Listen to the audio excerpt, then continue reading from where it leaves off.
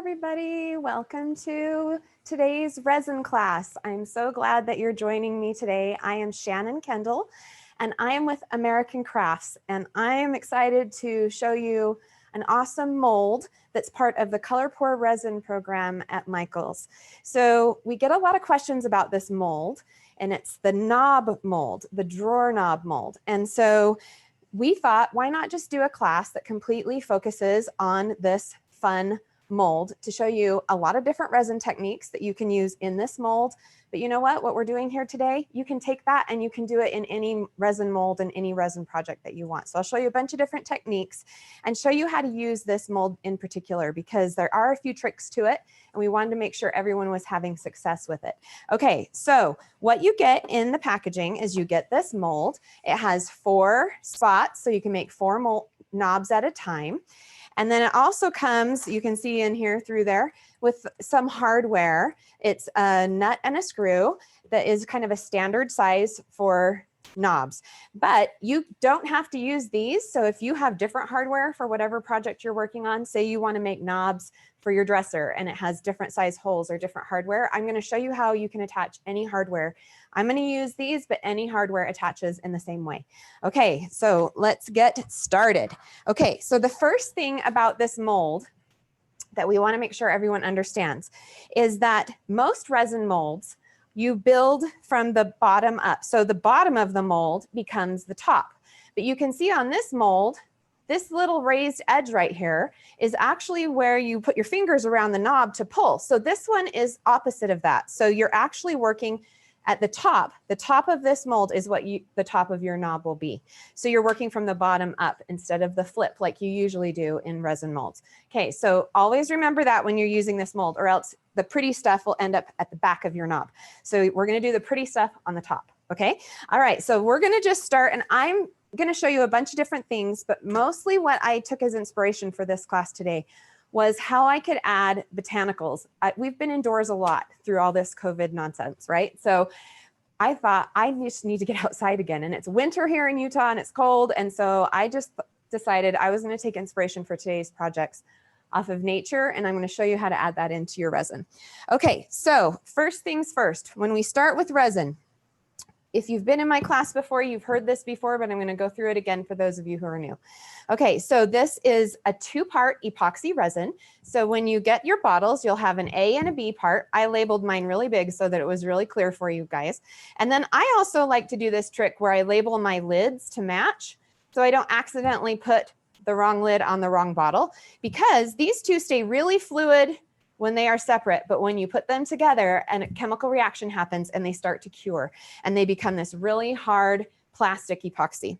Okay, so you'll also have in your kit these little cups that come with it in your resin box from Michael's. And I like to label my cups too for the same reason, because once I put one into the other, then it's going to start to cure. So if I don't want to clean my cups every time, as long as they're labeled, that's just a little tip that it will keep you from getting hardened resin in your little cups. So I just wrote on the cup with a Sharpie and covered it with a little piece of Scotch tape just to keep it clean. So the Scotch tape protects it so that when I'm cleaning my cups eventually, I don't wipe off the Sharpie. Okay, then what you need is you need to protect your surface. So I just put down a plastic tablecloth. You can use that, or paper, whatever. Silicone mats work really great to protect your surface. Also, parchment paper works really well. The resin just doesn't stick to that, and it works really great. Resin is super sticky. So I'm wearing an apron today. I've ruined a lot of my work shirts because I was lazy and didn't put my apron on. And so I'm going to start suggesting that everybody wear an apron. It's just sticky stuff. So you want to protect yourself. You want to set up in a well-ventilated area. So just turn on a fan or open a window or just be in a big room. You're going to want gloves, which I'm going to start with right now. Any glove that you love, you're going to want to use, because again, it's sticky. And then I keep some baby wipes on hand, and I just keep a little bit of rubbing alcohol. And rubbing alcohol is like magic. It cleans up resin. So this will even get, if you put a little bit of this on a baby wipe, if you do get it on your clothes, this will get it off as long as the resin's still wet. Once it cures though, it's there forever. So, okay, so let's get started. I'm going to take a little cup. I have these little silicone cups. These are awesome to use. when you're working with resin, because these are just these squishy ones that you can get like on the baking aisle, little measuring cups, because the resin, when it cures, you can just pop it right out of this, just like a mold, because it's made of the same material as the mold. Okay, I'm gonna get my little cups and we're just gonna do equal parts. So that's the trick with this, equal parts A and B. So I'm gonna start with A. I get asked how to know how much resin to make. And you know what? I've just kind of experimented and learned. I'm going to clean out my cup. I have a little bit of glitter in there. And you can kind of start to gauge. I start small because I'd rather make more later than have too little. But also, if you make too much, you can always put it in another mold, another small mold. Like if you had another knob mold or an earring mold, you could just use your leftovers in there. Okay, because we don't want to waste this. Too many fun things to make. Okay, so I'm going to do a pretty full cup because I'm going to be making a lot of knobs with you. Once you mix it, you have about a half an hour of working time before it starts to get too hard for you to work with anymore. And it takes 12 to 24 hours for it to completely set to a hard epoxy, but it starts to get this gummy texture after about a half an hour. Oh, let me make sure I'm on my same measurement because I want to get equal parts. After about a half an hour, you'll feel it also start to heat up, and then you know it's starting to cure. Okay, tad more. Okay, so then I'm just going to take my 2 parts of my A and B and pour them into my little measuring cup.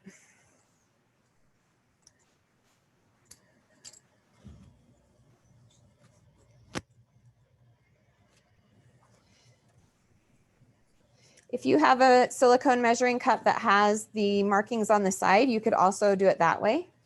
This one does. They're really light though, so they're hard to show on camera. But sometimes I'll just pour part A up to a measurement line and then do another of part B up to the coordinating measurement line to get equal parts.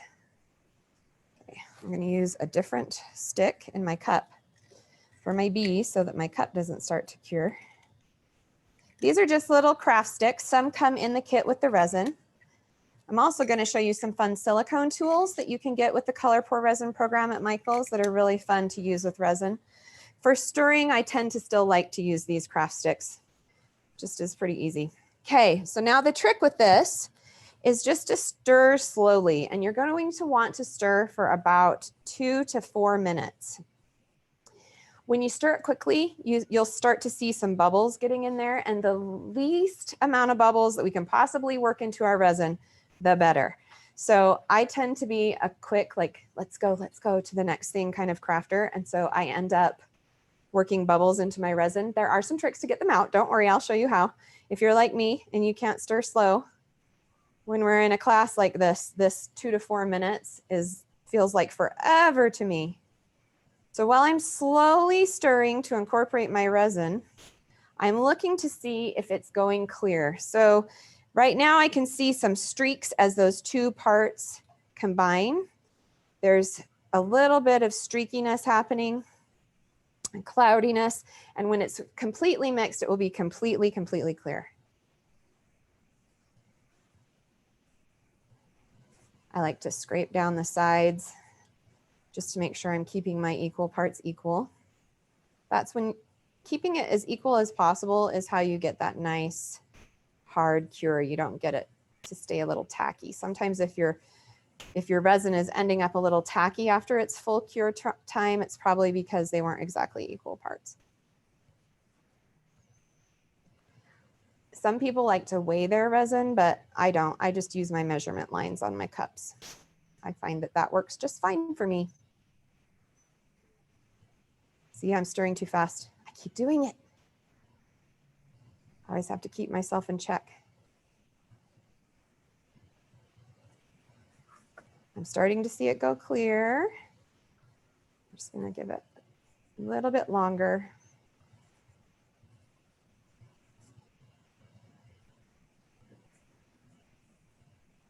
It's a good idea to glance at a clock Where I normally work with resin in our studio here, I have a clock that actually has a second hand. So I just glance up, kind of see where it's at, and make sure I'm stirring for at least 2 or 3 minutes.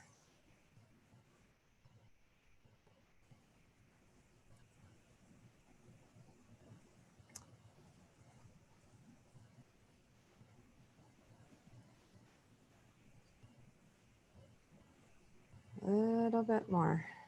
Still see a couple of streaks. All of a sudden will go very clear, and you'll see that change happen when you're stirring.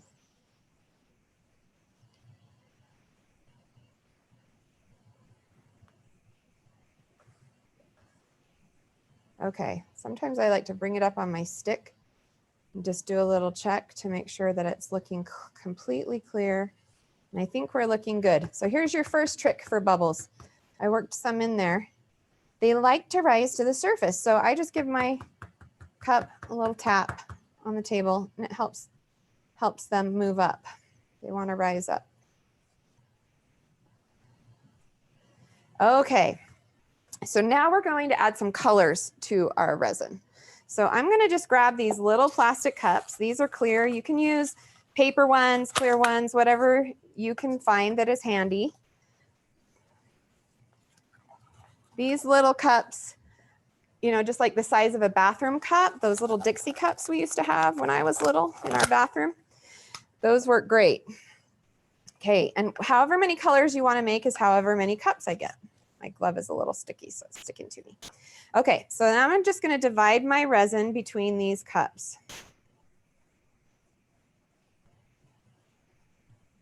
So I'm just going to pour a little bit in here. So I'm going to need 4 colors actually. So I'm going to do a little bit there, a little bit here,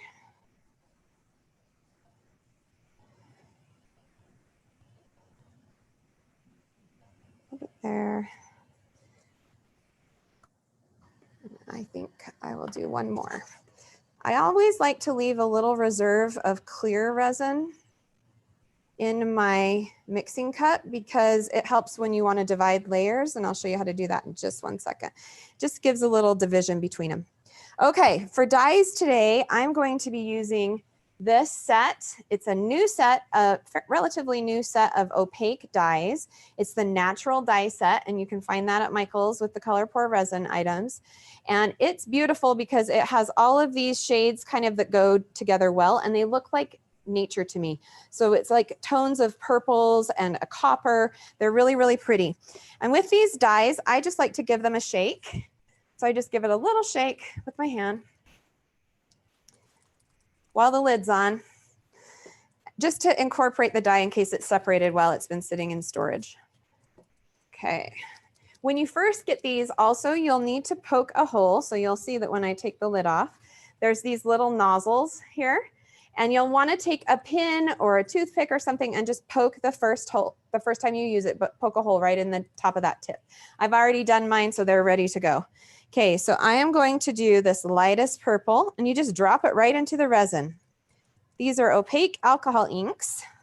There's also transparent alcohol inks that you can get that stay clear. These, like their name suggests, go opaque. And I'm just going to do some different colors here from this little set. And do some copper.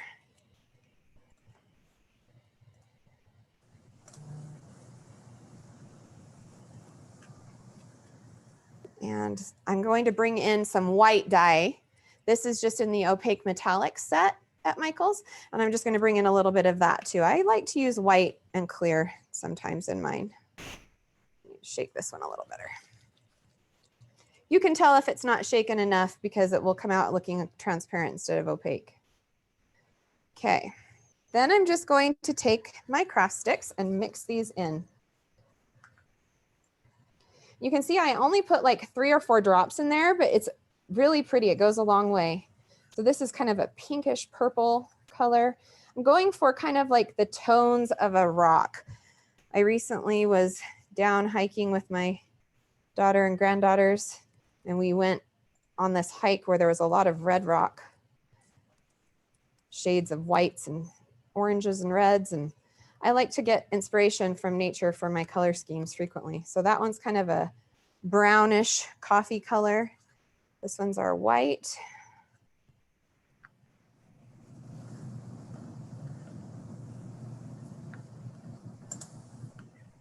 And then this last one is our copper. I might need to put a little bit more in that one. Yep. I want my metallic copper to be really bright in there. So I'm going to just go for it with it. Okay, stir a little bit more. Ah, yeah, that's better. That's what I'm looking for. That's what looks like the rock that I just hiked through. It's pretty. Okay, now we're ready to pour into our mold. So this first technique of pouring I'm going to show you is just to kind of get that marbled rock look. And I'm going to start by taking these two colors. So I've got my light purple and my kind of coffee color.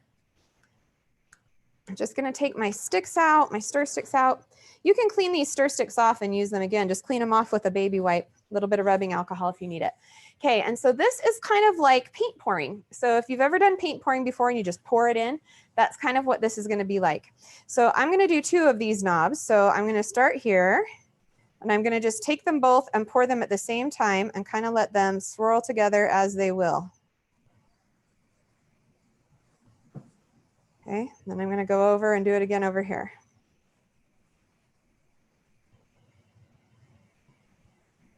The great thing about these is that, you know, they're not going to be exactly perfect or the same, but they're going to feel good together, and that's what we want. Okay, now I'm going to take a little bit of my clear I reserved, and you'll see how this kind of helps get a dividing line. So I'm just drizzling it in with my stick, and it creates a little bit of division there between my colors so that I have room to put these other two colors in. Okay, so I'm going to just take my white, and these I want a little bit less in there because I want the majority of my pour to be those two main colors. I'm just going to repeat with the gold. And really, you could swirl this in here however you want. You know, every rock is different. I'm going to come back to my main colors again, kind of keeping them on the same sides that they were on, but not really worrying if they overlap into each other a little bit. Then I would just keep going and going.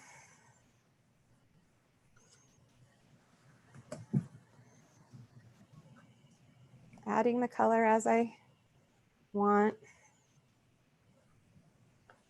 until they're full. So on this one, I just filled them all the way to the top. So I just kept going and going until they were at the top. Hey Shannon, while you're doing that process, can you explain again why you use the clear mixture in between the colors? Oh yeah, so I'll show you again on another knob, but what it does is, so if you're pouring like two colors right next to each other and you want them to stay away from each other a little bit, if you pour a clear line right down the middle, they'll move away from each other. So if you just pour that clear line across where your two colors are joining, or if you pour one color, then pour a clear line, then pour the other color, that's another way that you can use that clear line to help your colors not mesh together. Because I didn't want this whole thing to become that dark coffee color. I wanted my pink to kind of stay over on its side of the mold a little bit more. So that's why I did that. And I could keep doing it. I could keep adding in. You can keep adding in clear whenever you feel like they're mushing together too much and you don't want that to happen. You can add a little bit of clear. Although with resin, you know what? It kind of has a mind of its own. And every time you do it, you're going to get a little different result, which is another reason I think why I like using nature as an inspiration, because nature isn't perfect all the time. You know, everything feels good together, but it's a little bit different. Okay, so this is one of my favorite tools. This is I'm going to show you on this camera, one of the silicone tools, and these are available at Michael's, and they come in a set of 4, and you get these little scoops and these different little ends for moving your resin around. And why these are awesome, I love this tip. I use it all the time, and I'm going to use it right now to just add a little bit more movement here.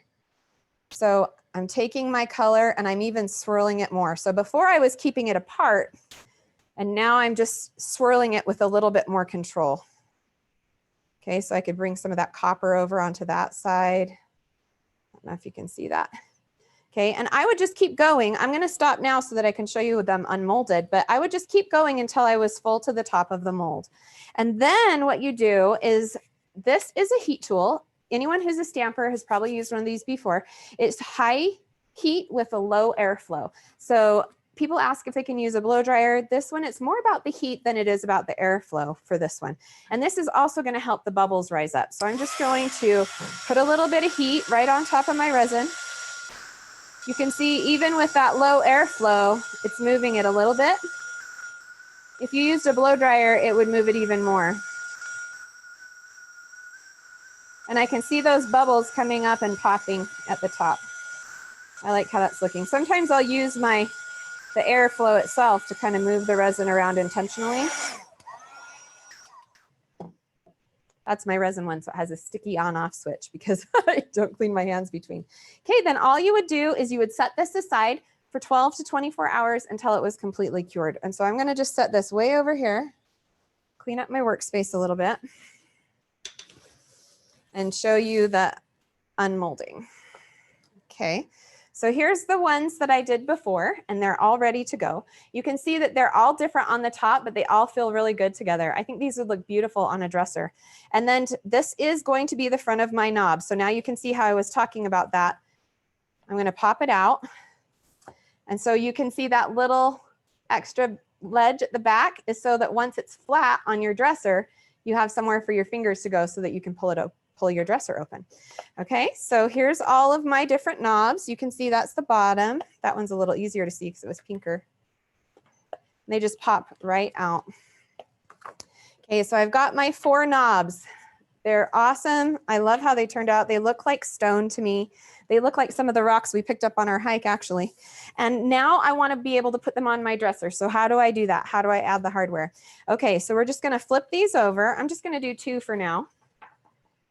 And I'm going to grab my hardware that came in my kit. Now, again, you can use whatever hardware you need to for your furniture, okay? And now we're going to use a different type of resin that I haven't shown in my classes before. And this is UV resin. And this stuff makes the best glue when you are doing resin projects where you're adhering. So this cures under a blue light, a UV light. So I'm going to show you how to do it real quick. So I'm just gonna, it comes in a bottle like this at Michael's, and it looks like nail polish. And you just take this brush and put a dab of this UV resin on the back of the knobs. I'm gonna do 2 at a time. I think my blue light's big enough to do 2 at a time. If you do gel nails, it's the same kind of concept, but this is resin, not gel. Okay. I'm gonna make sure that's why it comes in a black bottle, because it protects it from sunlight so it doesn't cure in the bottle, because the sun will eventually cure these as well.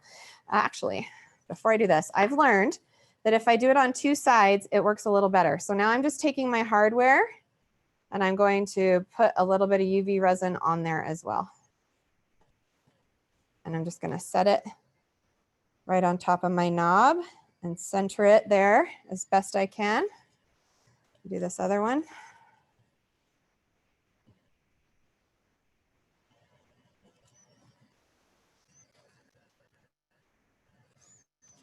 Okay, and I'm gonna make sure my lid's shut. Make sure your lid's shut on there before you turn on your blue light.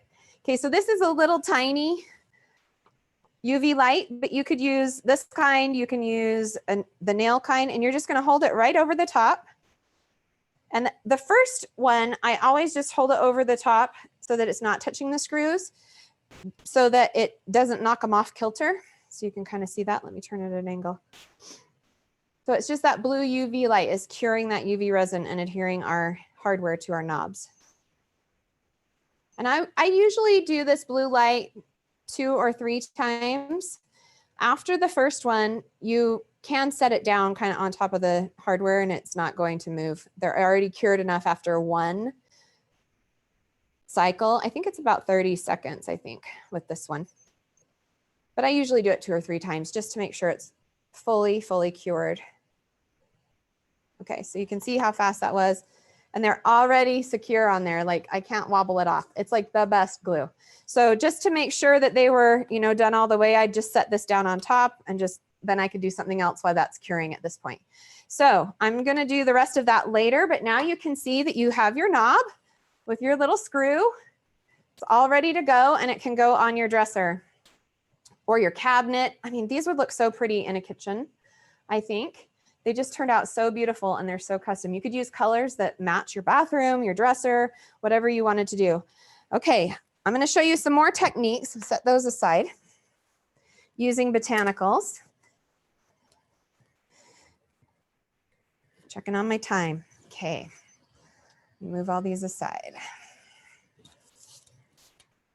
Okay, the next one that we're going to do is a ink drop method. So just ignore this side of my mold because I had to do my step. I only could get my hands on 5 or 6 of these molds. So I had to do my step outs of resin in here. So ignore this side. We'll do that one in a minute. Okay, so we're working on this side with the gray. And so what I did with this one, I'll show you on this one, and then in future ones, we'll do it differently. So I have this little bit of clear left in here. I am going to tint it gray. So we'll try and get close to that one. If you're doing these in batches, like let's say that you are making, you need to make 20 knobs, then I would suggest that you should count your drops when you're adding your dye so that you can get close to the same color and have a little bit of consistency. Today, I'm just kind of going for it and just doing the drops however they fall until I like the color. But the first time you do it, I would count how many drops you put in. That way you can achieve that color again. Okay, so now I'm just gonna go back to my opaques, and I'm gonna put some white in here. You can mix these dyes. So to get gray, I have black and I have white. So now we're back to grade school where we learned about mixing our colors, right? I'm gonna put a tiny bit of black to start because it goes a long way.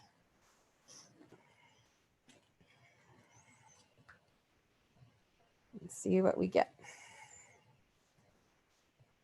Okay, so you see with even just one drop of black, I got a pretty dark gray color. That's actually pretty close to that one. I was lucky. Okay, so I'm just gonna stir to incorporate that dye. Okay, so for this one, remembering that the bottom is the back again, I want a layer that's solid underneath before I start doing my ink drop on top. So this one's a 2-part pour. So I'm going to pour this gray that I just made into this mold and get it so that it just covers the bottom where the hole is depressed down in there. It comes up all the way through that little spacer and then covers the whole bottom of the mold of the back of the knob. Okay, and then I'm just gonna hit it with my heat tool.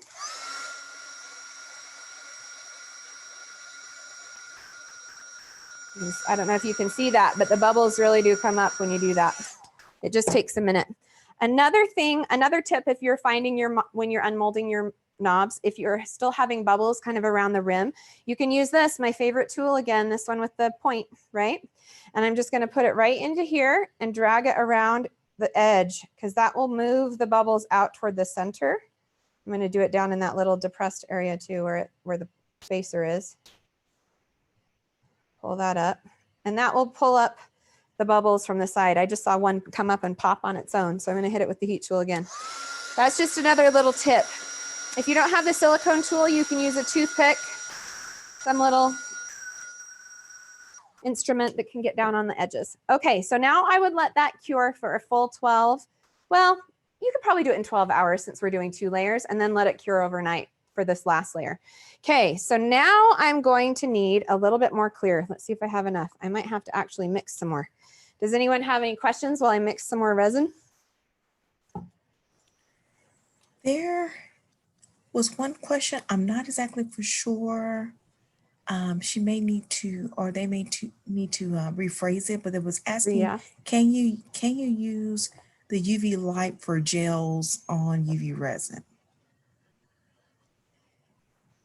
For like a gel polish, or yeah, I'll need that rephrased. It cures whatever a UV light would normally cure, this UV light will work. So. And then there's another question asking, okay. Do you ever use or suggest mold release? I don't ever need to use mold release. I have been working with resin a lot, and I have never found the need, at least with the color pour resin molds, to need to use a mold release. You can use them though, if you want to try it, but I've never really needed to. They just come out so clean from the silicone molds that I haven't found that I really need to do that. And she did say it was gel polish, but you'd already answered the question during your explanation. Okay, yeah, you can do that. You can do that. That would be a great way to add some more color on there. Okay, another long 2 minutes. Sorry, guys. It's part of the deal with this resin class. You get to watch me stir. Hopefully I've made enough here to get us through the end of the class though this time.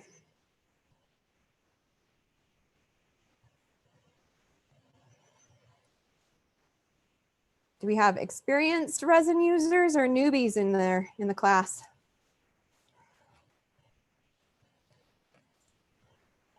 I think we have a mixture. Maybe? Yes. Yeah. Well, if you're new, welcome. You're going to really get addicted. Fair warning. It's so fun. I have teenage girls and they love making stuff with resin too. They like, just it's fun to personalize it, you know? They gave their little besties earrings that they made this year with resin. Fun. Yeah, I'm stirring kind of fast. This might be bubbly for the class. It'll be okay. Pardon my bubbles, I guess.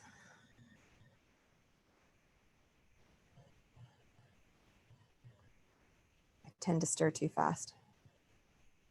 If you're like me and you do that, you can just let your resin set for like 3 or 4 minutes after you've mixed it, and a lot of those bubbles you've worked in will just naturally rise up to the surface on their own before you start pouring. They don't want to be in there, so they work their way out. Wherever there's a bubble, you'll have a little gap in your resin, so that's why it's important to try to get those up and out. Okay, we're just going to go for it. I don't know if I've fully incorporated it, but I think I'm close. All right, so I don't know if any of you have done ink drop methods before, but that's when they like drop the ink on top of each other and it blooms out. So because the top of this knob is at the top, mold, the knob front is at the top, usually you do those ink blooms with the knob on the types of molds where the front is the bottom. So I'm going to show you a different way you can do it by just dropping the ink in. So I'm just pouring this clear layer right on top of my already set gray layer, because that one I let cure ahead of time. I'm going to pop some of my bubbles because I stirred too fast. Okay, look at that. They've mostly worked out. Okay, the heat tool saves me. Okay, so now I'm just going to take my same dyes that I used to mix the gray, and I'm just going to drop them straight onto here. Now, normally, not in a class, I would let that sit there for about 10-15 minutes before I dropped onto it. It'll just set it up just a little tiny bit, and it makes it so the ink doesn't sink as fast. So now I'm just going to take this and drop it right on. There's my black. I'm going to do some white and give this a little shake.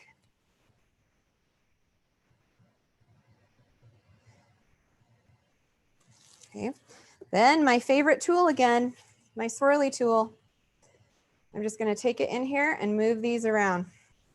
Clean the end of here. I've gotten a little hair on the end. Okay. So now I'm kind of creating that same look that we did before, but by just dropping the ink a little tiny bit at a time on top of here. And then to separate it a little, I'm going to add, again, my clear. I don't know if you can see that there, but it's like pulling away from where I'm putting the clear ink, the clear resin.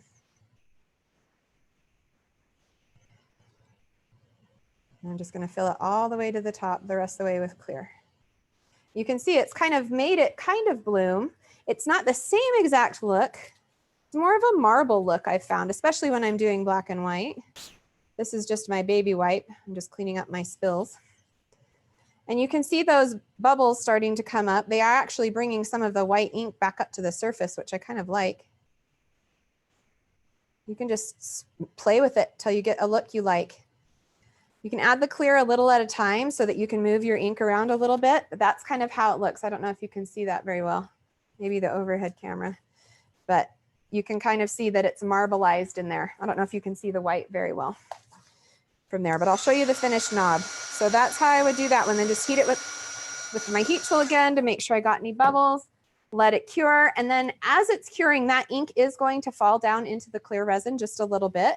And this is the knob that you will most likely end up with something similar to this.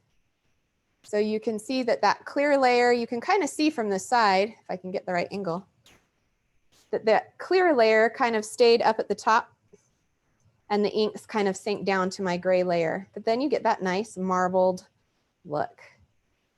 So there's another rock style. Okay, now we're going to go on to a foiled one. So I want to show you a trick with, let me show you this knob first before we start. So this is the final knob. I'm going to show this camera. So you can see there that it has foil flakes suspended, but I want you to notice this technique I'm going to show you right now is how we're going to get this polished gold outside edge on our mold. Okay, so Mica Powder is also another amazing colorant. We have a set at Michael's with the color pour that comes with all the metallic colors together. So this one is the kind of champagne gold color. And this goes really far. It's a pigmented powder, and you may have seen in other classes that I added it straight to resin. You can do that, but today I'm going to do a little bit different thing with it. And I'm going to take just a regular paintbrush. I'm going to set this down. And take my regular paintbrush right here, and I'm just going to paint the inside of my mold. This is going to be a little tricky with my resin on this side. I can't tip it to show you, so hopefully you can see. Okay, so I'm just picking up a chunk of that mica powder, and I'm just going to brush it inside my dry mold. So I didn't put any resin in there yet. And the resin, when we pour it in here, is going to pick up this mica powder from the sides and give us that nice, soft, metallic edge all around our knob. It's really a fun trick. You can paint this mica powder in any color into any mold. And if it has like chunks left in there, it's okay. It just incorporates in. You can see I've just kind of tried to get it down in the corners and up all the way to the top of the edge. So that's basically how you do it. You just paint it in with a paintbrush. Super, super easy. And then the next step that I did, I'm going to kind of skip these base pours now since you guys have seen how I did that one time so that I can show you more things in this class. So in this one now, I mixed some opaque teal and the opaque white together to get this lighter teal color. Okay, and I poured that in straight over the mica. You can see a little bit of the mica has swirled in there. It looks really pretty. And I just let that cure for about 12 hours till it's solid. Okay, and then the next step is to take, again, just kind of like we did with this one, and I'm going to just pour my clear in.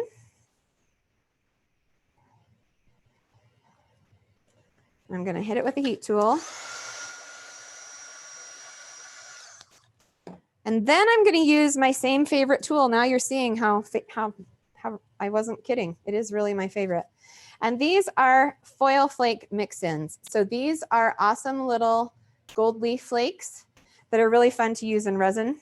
They stick to a lot of things, so that's why I like to use my tool to kind of pick them up and place them.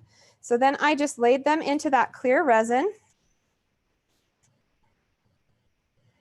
You can move them around, you can push them down in there, however you want. Suspend those in there. See, once the resin's on there too, it's really easy to pick up the foil flakes. My hands usually get sticky, so I like using my tool to pick up these flakes so I don't just get the whole canister of flakes in one go on my glove. So I just keep going like that. Another way you can use these flakes is if you don't want to place them individually like I'm doing, you can kind of break them apart from each other on the surface of your table and just mix them straight into your clear resin if you want to. Okay, and I would just go as long as you wanted. That one needs a little bit more, but for sake of time, I'm going to stop and show you the finished ones. But you can just do kind of however you want. If you're not full to the top, once you put your foil in, I come back and I do just a little bit more. With this mold especially, I like getting up to the top so it gets that nice rounded dome. Now you can see kind of that foil is suspended in there. And these are my final knobs. I'm getting them sticky on my glove, but if you can see those, they're really, really pretty. They have that nice mica powder coloring on the outside. And it's solid in there. It doesn't come off. Once the resin is poured, that mica stays put. And I just love how those look. I love, love, love them. They're might be my favorite knob that I made for this class. Okay. All right, you're getting a lot of techniques. You doing okay, everybody? Move on to the next one. Okay, let me check my time. Okay, we're good. All right, again, I have some step outs prepared here. And I want to show you how you can add other botanicals into your knobs. So these are the knobs that we're going to make next. These are a wood slice that is in the resin.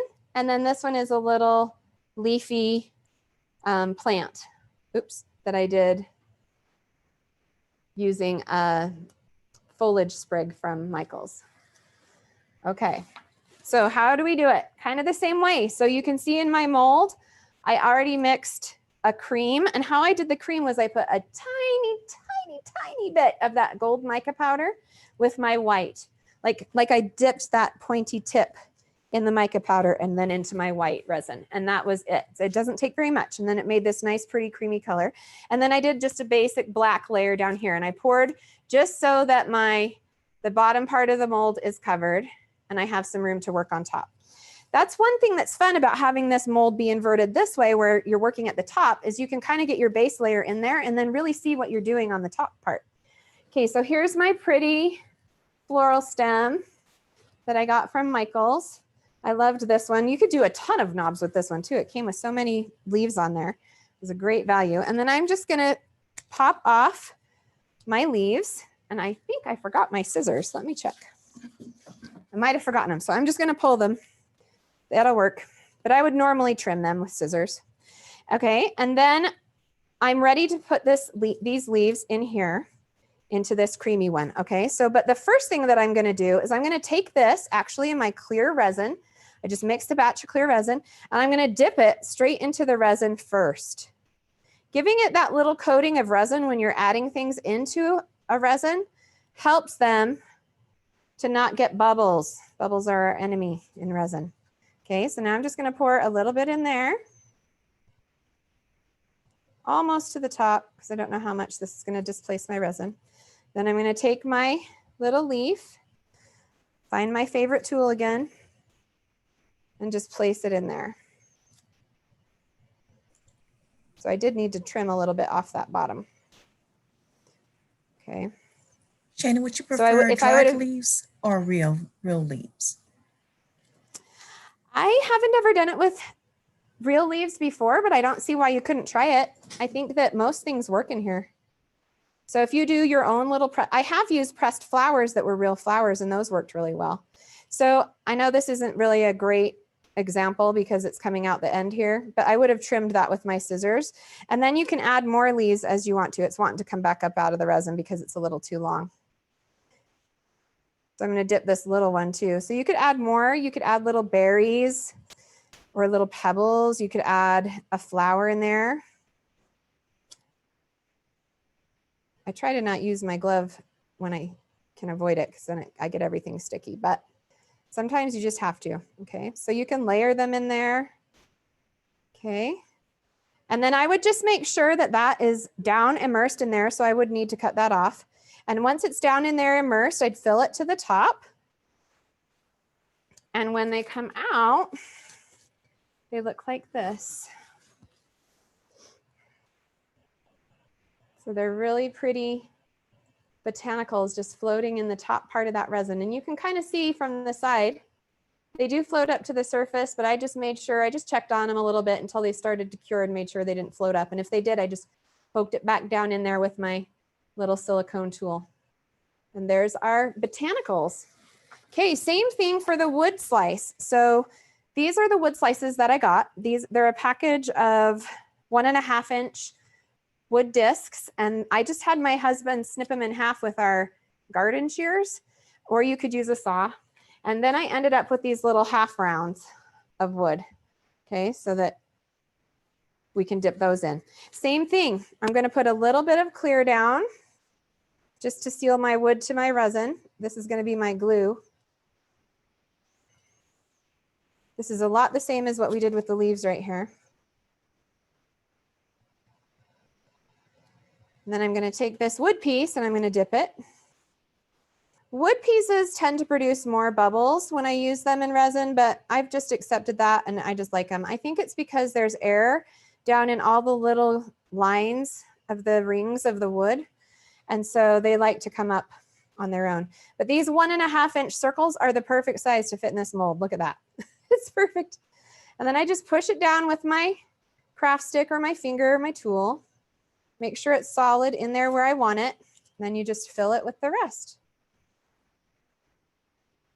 Super simple, but really striking and pretty, especially with that black behind it. And you can move it. That's the nice thing about resin taking a bit to cure.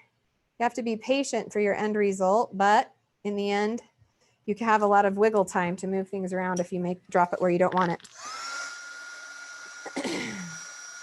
This one I would check on. So like maybe set a timer and every 10 minutes for the first 30, 40 minutes, come over and just run your heat tool over it again, because those bubbles will release from the wood a little bit at a time. And you're going to want to make sure that you pop them so that you don't have really cloudy ones. There are going to be a little bit of cloudiness in there. It's just part of the deal with wood, but this is how they ended up finishing. You can see that. So you can see there's a little tiny bit of bubbles in there, but they don't bother me at all. I think they're really beautiful. Okay, so that's how you do a wood slice. What other things can you do the same way? Well, I did some flowers. These are actual flower stems again that I just found a small flower, and I put it a little bit of pink and creamy pink at the bottom. This one I did the pink pearl mica powder on the sides. You can kind of see that shimmer, that same technique. And then I just put those flowers in there. So those are really fun. Another thing you can do is tiny little toys. So on the miniatures aisle at Michael's, I found these little tiny animals. And those are really fun, like for a boy's room or for a toy box or something like that. Really fun. Okay, how are we doing on time? We're good. Okay, get some clean gloves because I am messy. I'm going to show you one more technique. That is how you pour and add glitter and gilding. Okay. So these are the knobs that we'll be making. I'll show you ahead of time so that you can kind of get an idea. So they are more of like that geode look, that geode rock look. And the same technique you can use to do these, which were on the class description, which are the ocean knobs that I did. I'm going to put these in my bathroom. I have a beach bungalow bedroom, so I'm going to put these on my cabinets in my bathroom. But this same look is done the same way as I'm going to show you with the geode. Okay. All right. So here's my step outs again. So the first thing that I did was just like on those last couple of samples, I mixed a cream. This one I did a tad more mica powder in it. So you can see it's a little bit more creamy than that last one was. The more mica you put in, the more gold it's going to become. So it does make a cream if you go super, super easy. If you wanted a little more champagne gold, that's what I did right there. And then I'm going to take my little plastic cups again. This is similar to the first one. We're kind of bookending our class today with a technique that's similar to the one I did at the beginning. Okay, so I'm going to just divide my clear resin. Just need a little bit. I'm just going to do this one knob.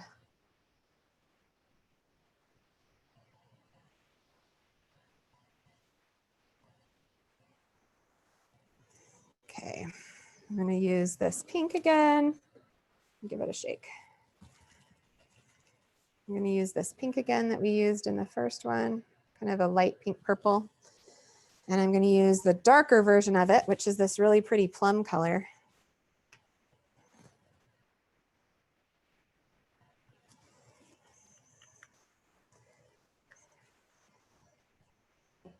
And then actually I'm just going to use clear, I think. I think that's all I did on this one.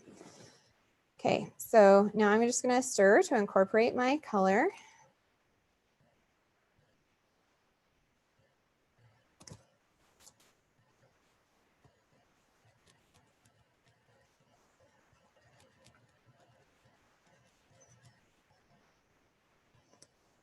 Okay. Okay, so now we're going to be working right here. And I'm just going to do something very similar to what I did with the first one, although I'm going to show you really on this one really well how to do that clear line. So I'm going to do a clear line. I like these little cups too because they have a little nozzle, but you could do this with the scooper on the silicone tool. I'm going to kind of go around the edge and kind of down the middle with my clear.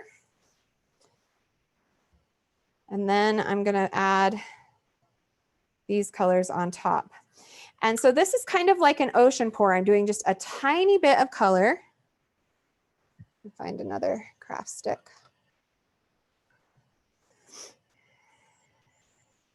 A tiny bit on this side. And it's really however you want to do it. So like on those ocean ones, I did kind of a gold base that could be my sand. And then I did some different shades of blue and white lines. This one I'm just going to kind of stick with these, but I want to show you another trick with this dye. Okay, so rather than stir my copper dye straight into my resin that I mixed, I'm just going to do a little droplet of it on my tabletop. And I did it just on a little splatter of resin that I had there. And I'm going to use my favorite tool again.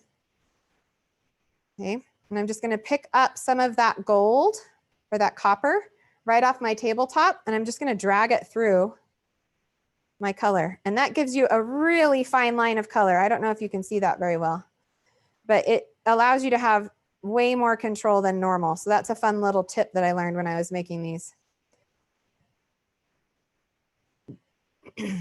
Just placing it in that way. Then the other things I'm going to add some chunky vintage glass glitter. Recollections. I love this glitter because it's super chunky and it looks like rock, which I like. I kind of do it in this little hole here where I didn't have any resin yet. You can kind of place it wherever you want. Now you can stir this resin into, or stir this glitter into your resin if you want to, but since this is such a small surface I'm working with, I find it's easy to just drop it in where I want it. Then the last thing I'm going to add, we're going all out bling on this one. I'm going to add a little bit of this copper foil, which also comes in the same set with that gold that we used on the previous project. I need to get, sometimes I'll dip the tip of my tool into the resin just a little bit to get a little bit of grabbiness on the bottom of there. So I can grab my foil. There we go. And then I'm just going to lay that down in there as well. So I'm getting the look of a geode. So if you were doing an ocean pour, you could put your beads or sand or whatever you wanted to in place of the glitter, or use the glitter as your sand. You can move it around in here, which is really nice. So there's some like little bit measure of control here. I'm moving my glitter more into a line, and then I'm going to come back in and add some more of my colored resin. You can see it didn't take very much resin at all to do this whole thing. And sometimes I also like doing a little bit of clear over my glitter because then my color doesn't move over and cover it up. I'm gonna do that right here. Okay, and it pushed that pink away from it. Okay, so you can kind of get the feeling. Now, if I wanted white in here, I could add more white. The same way, I would probably do it the same way that I did my copper because I don't need very much on this small surface. But now you can see that we have these beautiful geodes right there. And then once it's cured, till it's solid, about 12 hours, which is what I've got on this side. The last thing I'm going to show you is I put a gold opaque marker, paint marker on your class list. I'm going to give this a shake. And that's how I'm going to get even more defined metallic lines. So this is just a gold paint marker. And once the resin is solid, you can just color right on it. So you can do a wide line, you can do little skinny lines. That's why I like this bold tipped one. And just put it right straight on there like that. And then once it's dry, you just cover the top again with clear. And it seals that all in, seals the paint in, and you get this beautiful geode looking knob or ocean knob. I also did one that was a pink ocean, which I want to show you, which is kind of different. So these are how these turned out. First, I'll show you these. So the ones we just made kind of look like this. So you can see that gold paint pen is how I got those really defined veins going through there, but you've got foil, glitter, all the colors. And then this one, I don't know if you can see it very well, but it's kind of more cloudy in there.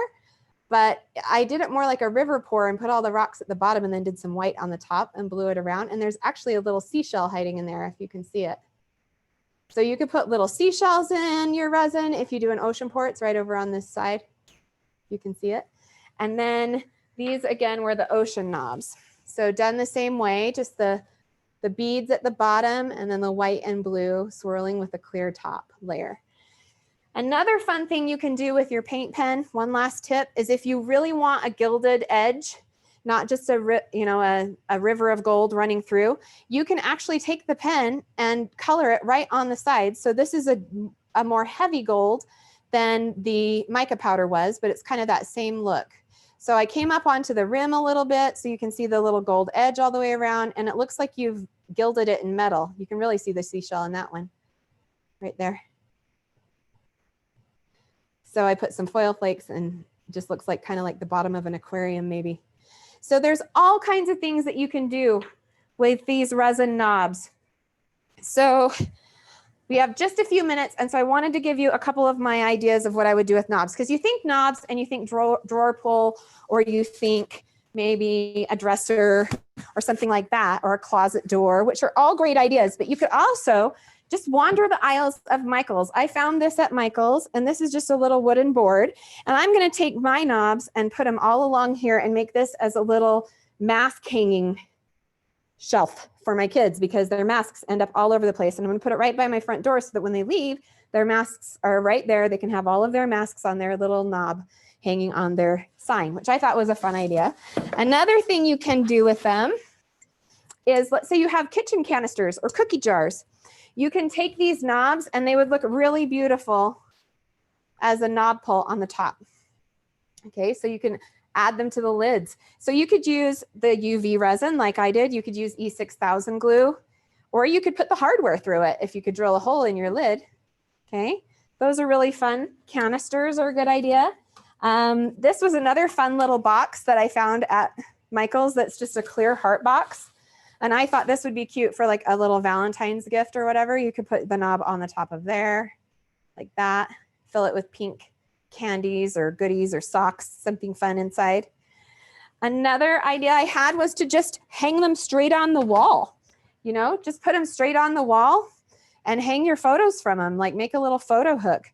You could put whatever hardware you want on the back of these. So you could actually put, you could adhere with the UV resin. You could adhere one of those little brackets so that you could hang it like a picture, and then just do a little ribbon and have your picture hanging below it. There's so many things you can do with knobs. I encourage you to go out there, try it. Think of the things that you could use knobs on. I think these would be cute on toy bins, because then the kids, you could put a Lego inside there and then they know the Legos go in that bin. You know, there's so many things that you can do. So I hope that you will try out color pour resin in the knob mold and have a lot of fun with it. I hope you have a great day.